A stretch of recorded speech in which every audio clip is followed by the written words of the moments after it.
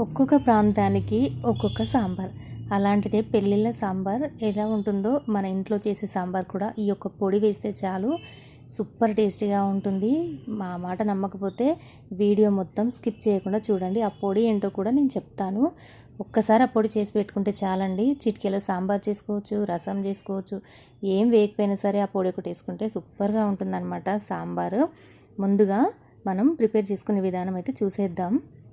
ముందుగా స్టవ్ పైన కళాయి పెట్టుకొని మంచిగా ఒక 2-3 పావుల వరకు నూనె వేసుకోవాలి.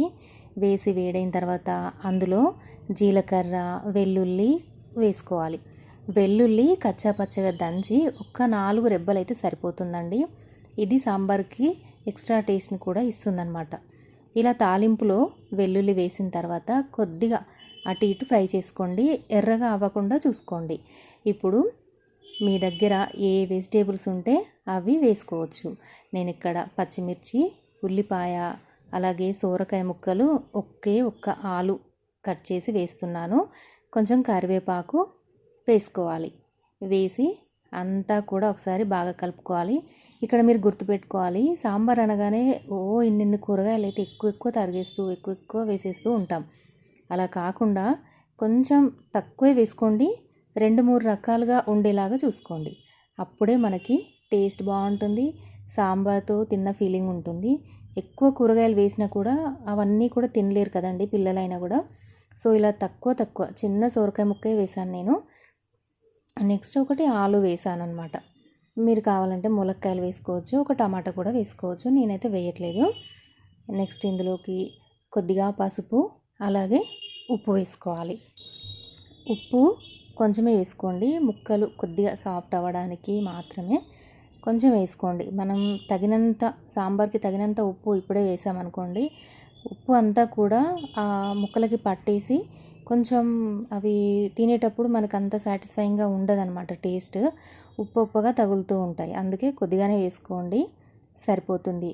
ఇప్పుడు ఒక 10 మినిట్స్ పాటు లో ఫ్లేమ్ టు మీడియం ఫ్లేమ్లో కొంచెం ఉడికించుకోండి, అంతే సరిపోతుంది. నెక్స్ట్ కొద్దిగా కారం వేసుకోండి. కొలత లేదు, చాలా కారం కూడా వేయకండి. నేను ఇక్కడ 1/2 టీ స్పూన్ మాత్రమే కారం వేసాను. మనకు అంతా సాంబార్ పొడితోనే టేస్ట్ వస్తుందండి సాంబార్ అనేది. సో అందుకే ఉప్పు కారాలు తక్కువనే. ఇలా కారం వేసాక కొంచెం ధనియా పొడి వేసుకోండి. ధనియా పొడి కూడా కొంచెమే, ఒక 1/2 టీ స్పూన్ వేసుకోండి, సరిపోతుంది. నెక్స్ట్ ఇదంతా కూడా ఒకసారి కూరగాయ ముక్కలకి అంతా పట్టేలాగా ఒకసారి కలిపేసుకోండి.